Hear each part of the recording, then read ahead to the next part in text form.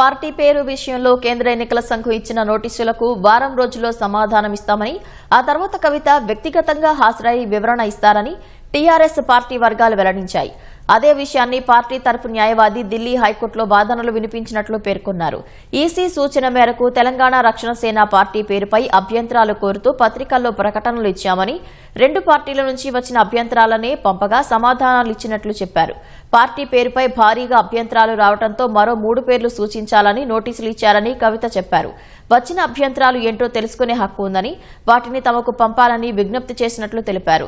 తెలంగాణ ప్రజా జాగృతి పేరిట party registration కు దరఖాస్తు చేసుకుంటే ఈసీనే తమ దరఖాస్తులోని తెలంగాణ రక్షణ సేన కేటాయిస్తూ అభ్యంతరాల స్వీకరణకు అవకాశం ఇచ్చిందని పార్టీ వర్గాలు వెల్లడించాయి.